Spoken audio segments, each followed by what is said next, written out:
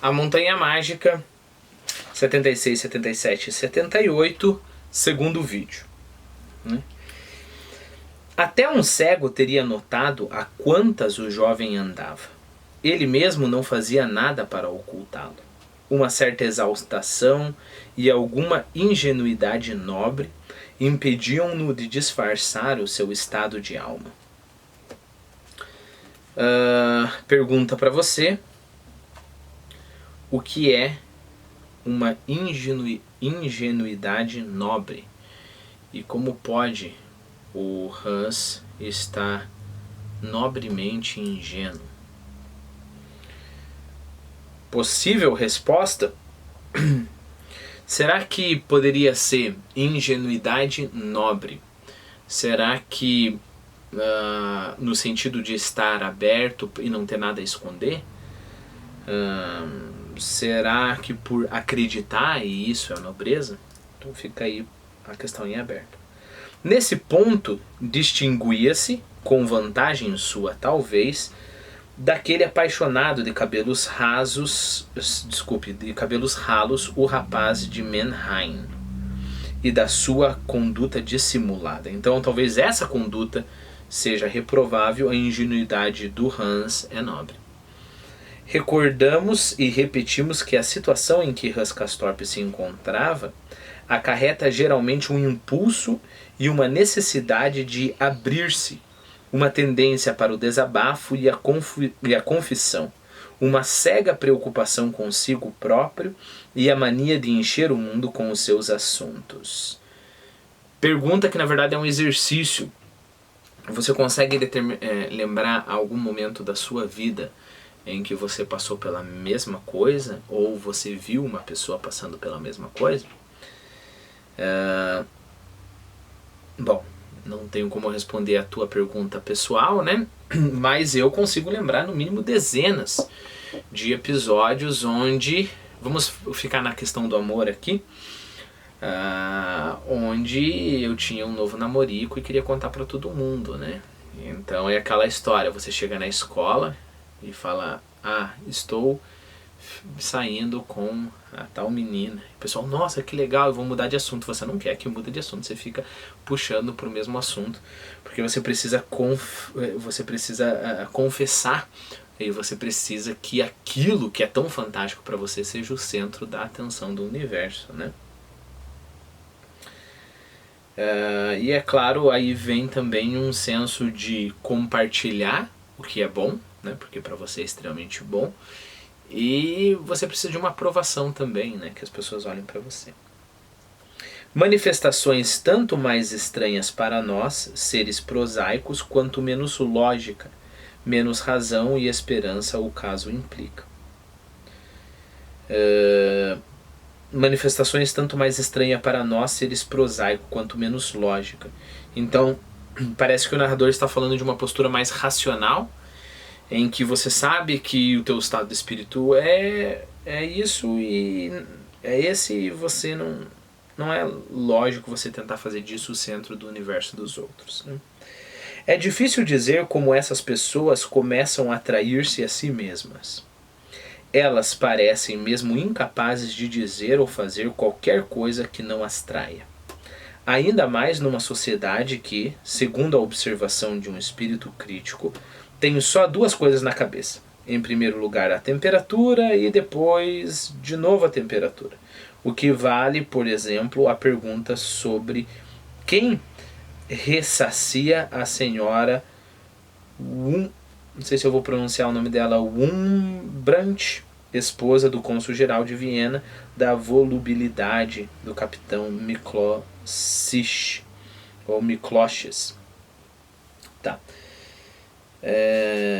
Quando ele coloca os 3 pontos, temperatura, e depois o quê? Depois o flerte, depois o sexo, né?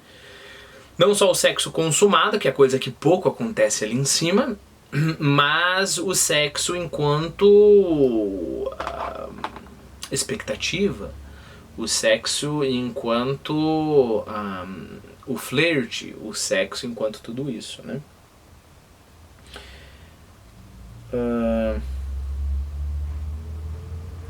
Deixa eu só ver se eu estou esquecendo agora alguma coisa. Não, eu vou comentar mais pra frente. Seria o gigante sueco, ora completamente curado, ou o senhor Paravante, promotor público de Dortmund? Ou ambos, talvez. Lembre-se que essa senhora Wurmbrand,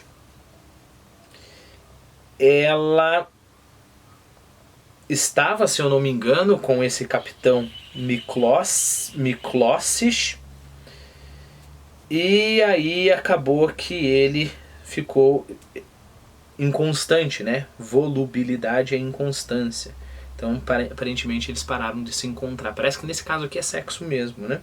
E aí, perceba que conversa, que fofocas picantes que tinham ali, né? Então, será que era o senhor Paravante que ia suprir essa necessidade? Será que era o promotor público? Ou ambos, talvez? Repare que é um dos pilares da vida ali de cima, né? Você vai ficar na expectativa, parece que essa é a impressão que a gente tem. Cada um ali tem algum tipo de paquera, né? Cada um ali tem algum tipo de caso acontecendo. Então você vai ficar na expectativa dos teus, do teu caso, ou os teus casos, né? E isso vai se inchar em proporções, né? Como, lembre-se, como um carro pequeno nessa salinha aqui. Ocupa todo o tempo ali. Aí você vai, isso é uma coisa, você vai se ocupar dessa mesma coisa, mas em relação aos outros, né? Então, basicamente, fofoca. Você vai se preocupar em comer. Perceba que nunca esqueça isso, é uma coisa muito importante. Todo mundo ali come muito bem, não só porque as comidas são muito bem preparadas, né? Mas porque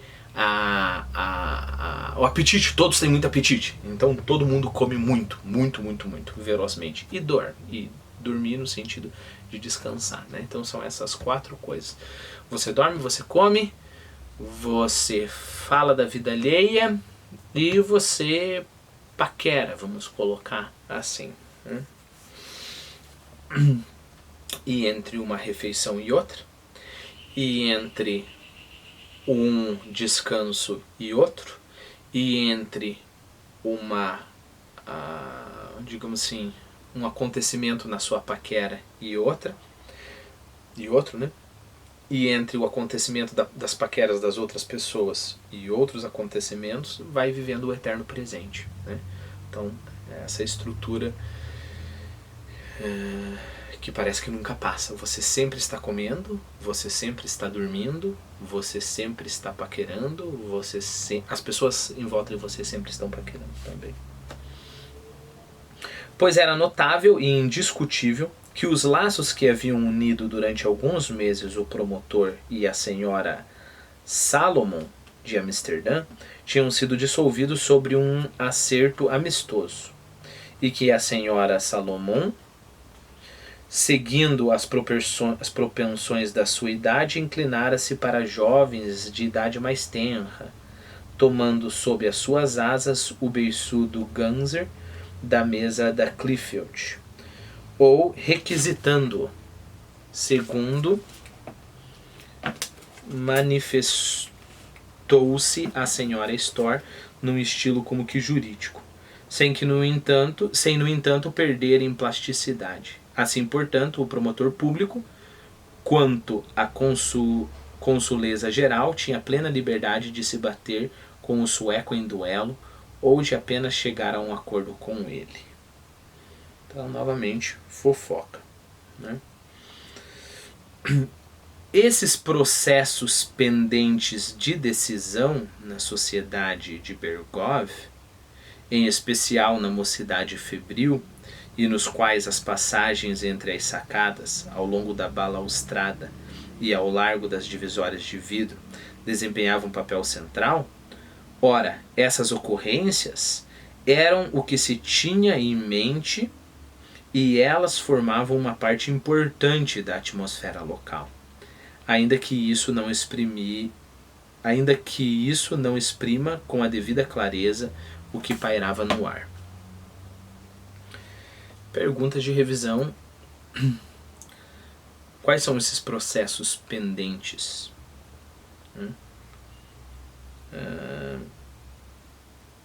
Quais são essas ocorrências? Bom, eu acho que você conseguiu responder essas perguntas, né? Com efeito, porque está escrito aqui. Se você não conseguiu, me mande comente aqui que eu faço um vídeo extra. Eu só estou com medo de ser repetitivo.